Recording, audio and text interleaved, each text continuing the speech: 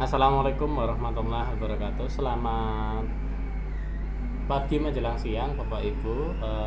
Khususnya di pertemuan kali ini saya mengucapkan terima kasih kepada rekan-rekan PMT semuanya telah mendukung kegiatan pelatihan berbasis online ini, yang mana untuk pelatihan kali ini kita akan mempelajari tentang penerapan aplikasi Microsoft Office Access untuk pembuatan administrasi pembiayaan dan simpanan untuk administrasi manualnya menggunakan Microsoft Access. Oke, saya akan memberikan terlebih dahulu beberapa pengantar tentang Microsoft Access. Oke. Microsoft Access itu aplikasi yang seperti apa? Oke. Microsoft Access itu aplikasi basis data atau database yang di sini kita bisa lihat di bagian home. Ini ada keterangan tabel, ada keterangan query, ada keterangan form, dan terakhir yaitu ada keterangan report dan modul, atau dalam hal ini ada di bagian makro. Nah, saya akan memberikan pengantar-pengantarnya terlebih dahulu. Yang pertama itu tentang tabel, Bapak Ibu. Nah, tabel itu fungsinya untuk apa? Nah, tabel itu bentuknya otomatis seperti pada umumnya yang kita lihat pada Excel, yaitu ada kolom, ada baris. Oke, kita lihat dulu terlebih dahulu ini. Nah, bentuknya seperti ini. Ada kolom 1 2 3 4 ya. Kolomnya hanya ada 3 ini, nomor rekening, nama anggota, dan jenis simpanan. Nah, perbedaannya apa dengan Excel? Kalau Excel memang bentuknya sama, ada kolom, ada baris. Kalau di Excel ada istilah cell, ada istilah range. Kalau di Access itu istilahnya kolom dan tabel, ya. Kalau di Excel cell, range, dan sheet. Kalau di Access itu hanya ada tabel dan kolom. Nah, perbedaannya seperti apa? Nah, ini akan coba saya sampaikan terlebih dahulu. Oke, perbedaannya seperti ini ya Bapak Ibu. Ini ketika kita buka rekening simpanan. Oh, ini karena datanya masih kosong Bapak ya. Oke, kita lihat dulu ya. Oh iya, datanya masih kosong Bapak Ibu. Nah, perbedaannya yaitu ketika kita menggunakan Microsoft Access, maka data tersebut yang kita masukkan kita bisa kelompokkan secara otomatis. Berbeda dengan Microsoft Excel. Oke, contohnya seperti apa? Oke, contohnya saya akan coba tampilkan dengan versi aplikasi Access yang sudah terisi. Ini sudah terisi. Sebentar saya buka dulu.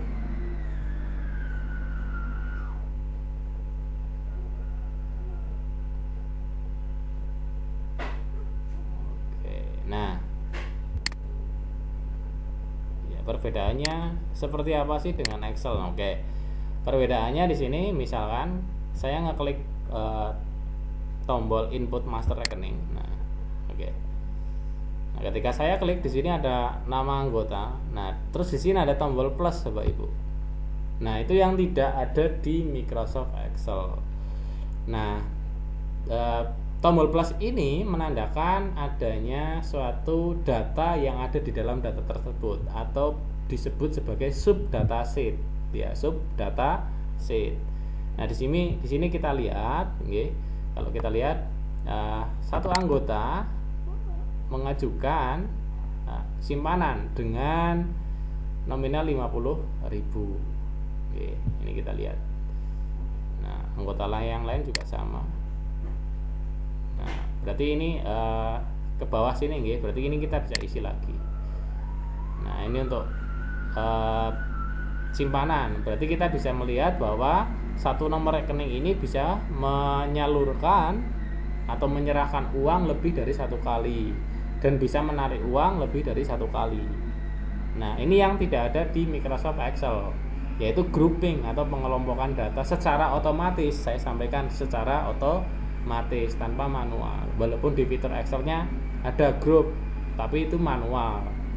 Dan untuk data yang dalam jumlah yang banyak, besar, sampai ribuan, ratusan, atau bahkan puluhan ribu, itu tidak disarankan. Jadi Microsoft Access merupakan salah satu opsi yang menurut saya efisien untuk dipakai untuk bagian admin untuk mengadministrasi transaksi pembiayaan atau transaksi simpanan. Oke. Nah, kita bisa lihat di sini juga di pembiayaan, ini untuk simpanan. Di pembiayaan kita bisa lihat di pembiayaan pun sama, oke. Anggota tersebut ketika kita klik, nah di sini ada keterangan, oh dia meminjam 30 juta untuk jenis pembiayaan murah bahah. Ini untuk contoh saja, nggih. Nah, terus di sini dia mengangsur berapa kali angsurannya? Oh, dia mengangsur 3 kali. Nah, ini menjadi satu kesatuan data, Bapak Ibu. Nah, kita membacanya berarti satu rekening bisa mengajukan pengajuan lebih dari 1 kali di sini kan. Nah, ini kita bisa input lagi. Nah, dan di dalamnya berisikan jumlah angsuran yang nanti harus terpenuhi sesuai dengan target realisasi yang diajukan. Nah, ini dasar-dasarnya. Nah, sub data sheet ini terbentuk karena ada hubungan antar tabel, Bapak Ibu. Nah, kita bisa lihat di sini. Nah, di bagian database tool, di bagian relationship. Oke. Nah, di sini kita bisa lihat, oke, sebagai contoh Bapak Ibu. Nah, di tabel ini ada tabel simpanan anggota. Nah, di simpanan anggota itu ada penanda kunci. Nah, di sini ada relasinya 1 ke banyak. Ini nggih. 1 ke banyak. Nah, di sini ada nomor rekening, ada nama anggota, ada jenis simpanan. Bapak Ibu di pelatihan ini tidak harus tahu cara membuat relationship, Bapak Ibu. Yang penting Bapak Ibu sudah punya konsep, sudah punya pemahaman bahwa Access dan Excel itu aplikasi yang berbeda. Excel itu untuk mengolah angka, sedangkan aplikasi Access untuk mengolah serta menganalisis angka-angka tersebut dan melakukan pengelompokan secara otomatis. Nah, itu satu tingkat jauh lebih rinci daripada Microsoft Excel. Oke. Nah, di sini Bapak Ibu bisa melihat, jadi di dalam database ini terdapat beberapa tabel. Jadi kotak yang di sini itu tabel, Bapak Ibu. Ada simpanan anggota, ada rekening pembiayaan anggota, ada rekening pembiayaan, ada detail.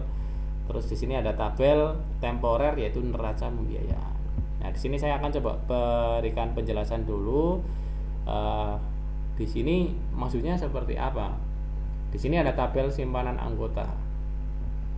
Nah, di sini di tabel simpanan anggota, anggota itu punya identitas, nomor rekening, nama anggota dan jenis simpanan. Walaupun di data itu sangat banyak sekali informasi yang bisa kita masukkan di dalam keterangan profil anggota, mulai alamat dan lain sebagainya.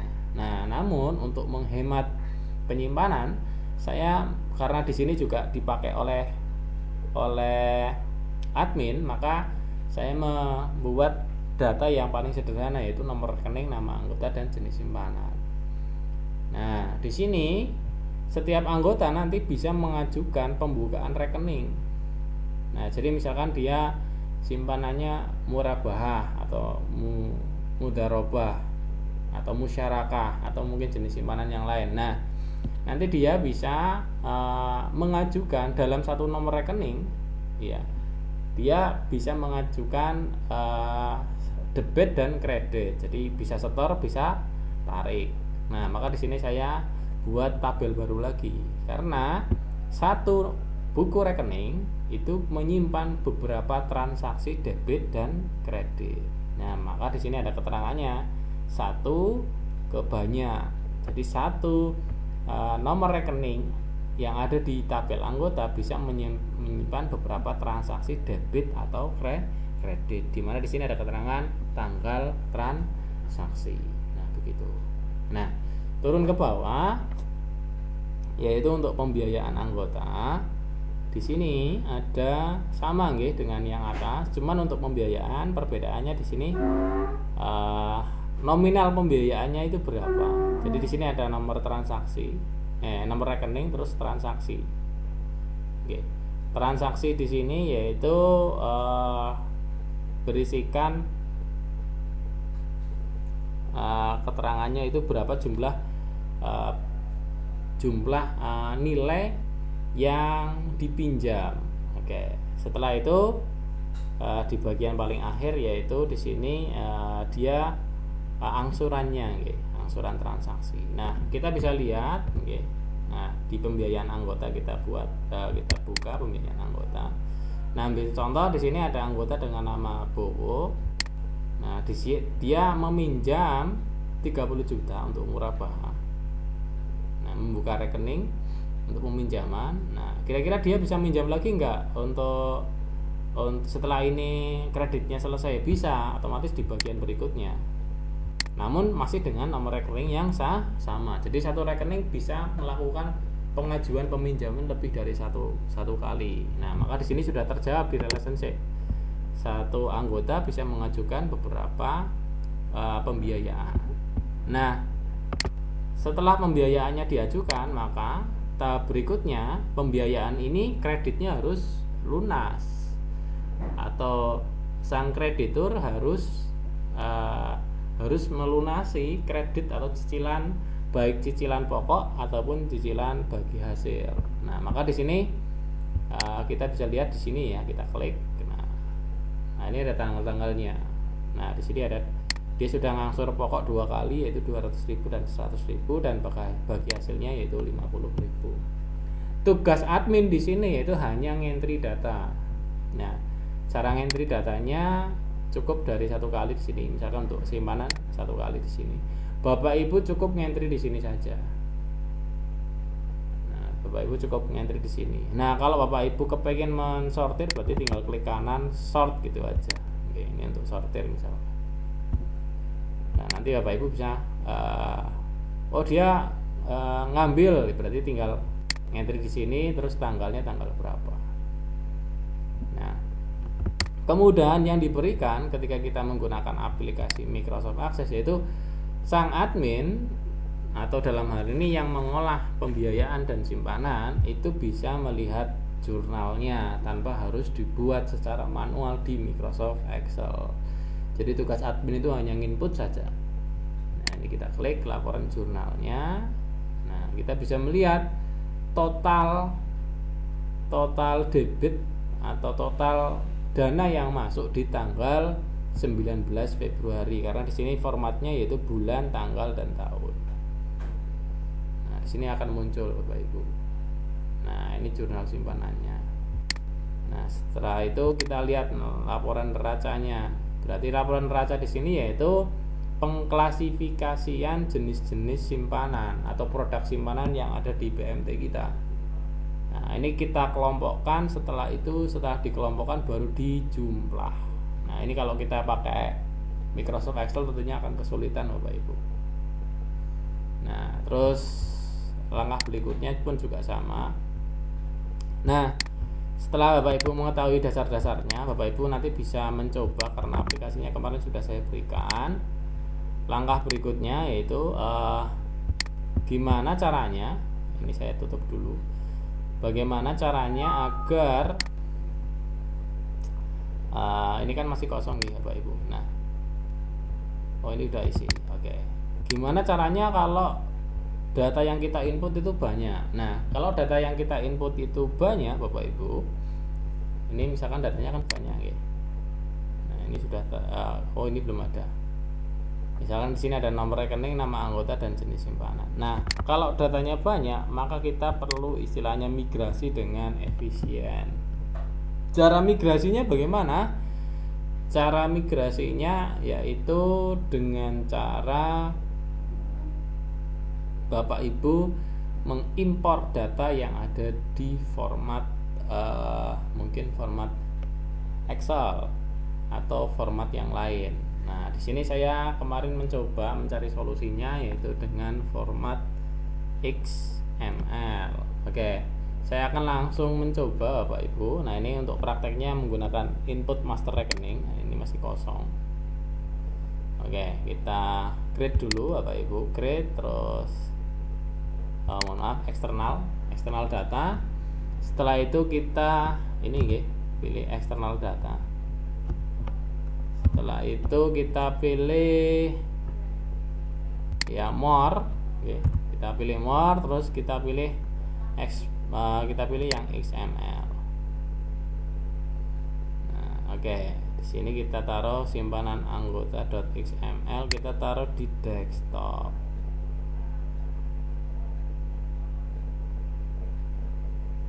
Taruh di desktop. Nah, kita simpan, kita save. Oke.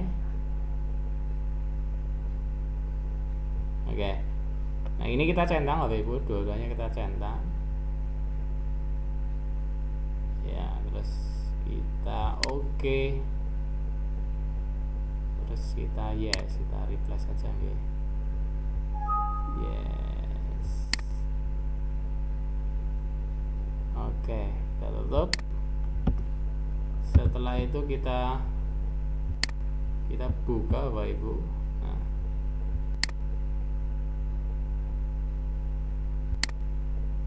simpanan anggota titik.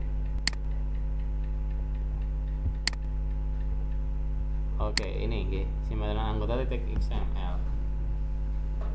Ini filenya.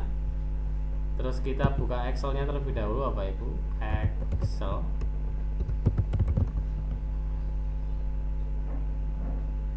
Ya, kita buka. Kita buka file simpanan anggota titik XML ini di Microsoft Excel.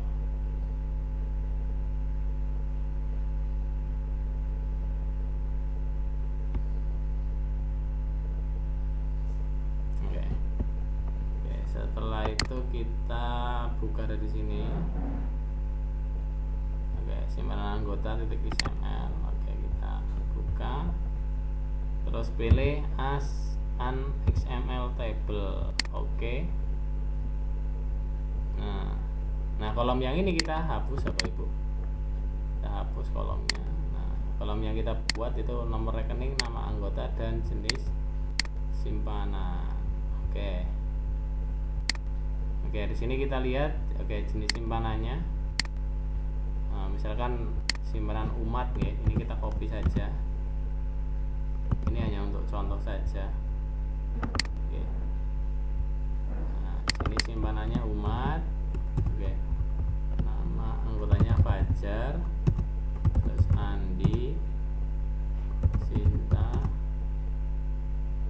terus mungkin Febri. Nah, ini contoh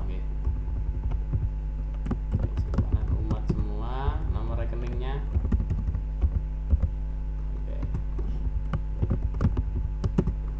Di sini misalkan di sini 3 4 5. Ini untuk contoh saja Bapak Ibu.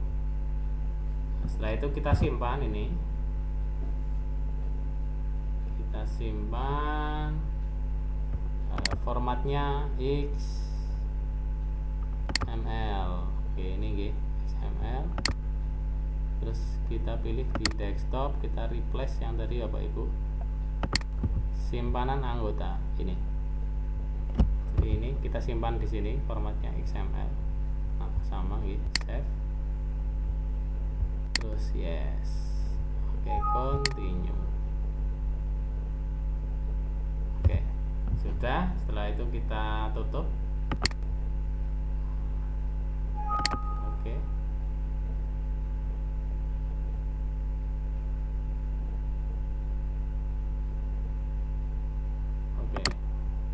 Ini kita tutup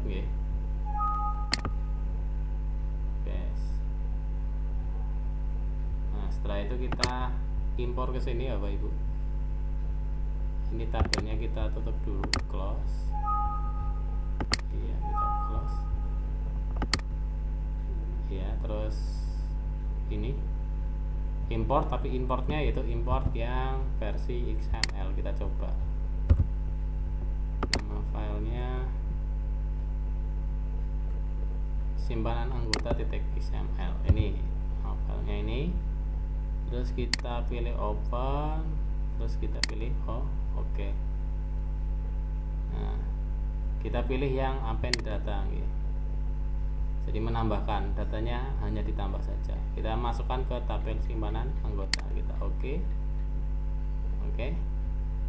Kita tutup. Setelah itu kita lihat tabelnya simpanan anggota. Nah, datanya sudah masuk Bapak Ibu. Caranya demikian. Jadi kita nggak perlu pakai coding.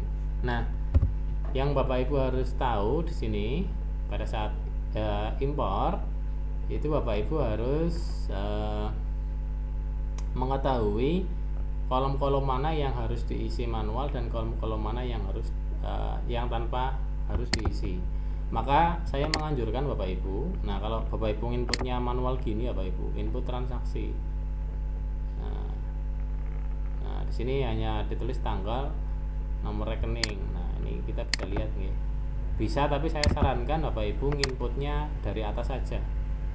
Dari atas saja inputnya.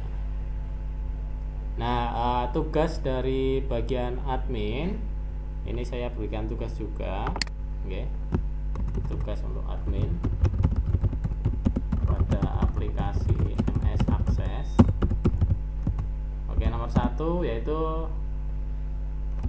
mengimpor data simpanan dan pembiayaan. Oke. Nomor 1 oke.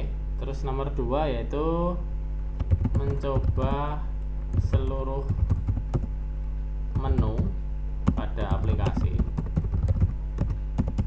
dan mencari permasalahannya.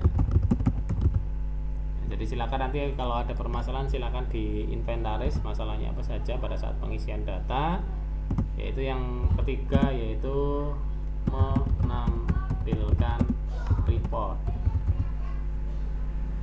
Report di sini berarti nanti muncul di sini nih laporan. Jadi, nah di sini misalkan ini data yang muncul itu sesuai dengan yang diinputkan atau tidak. Nah, jadi nanti tugasnya hanya sampai dengan menampilkan report.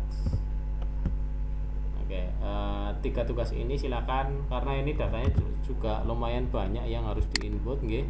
Jadi silakan diimpor. Dan nanti dari sini saya nanti akan beranjak setelah mungkin ada Bapak dalam hal ini Mbak Tatik sudah mencoba selama mungkin kurang lebih seminggu aplikasinya. Nanti hal-hal apa saja yang nanti mau dikomunikasikan silakan diinventaris biar nanti minggu pertemuan berikutnya, bulan berikutnya maksud saya, bulan berikutnya ketika nanti diadakan pelatihan lagi sudah ada bahan yang nanti dijadikan sebagai problem solving atau pemecahan masalah dari penggunaan aplikasi yang sudah saya berikan. Itu saja di pertemuan kali ini. Untuk Mbak Tatik belum saya berikan tugas untuk membuat grafik karena memang untuk materi Microsoft Access itu lumayan dalam dan perlu ada pemahaman yang lebih cermat. Oke, saya akhiri untuk pertemuan kali ini. Saya ucapkan terima kasih atas waktu yang diberikan. Saya akhiri, billahi taufiq wal hidayah. Assalamualaikum warahmatullahi wabarakatuh.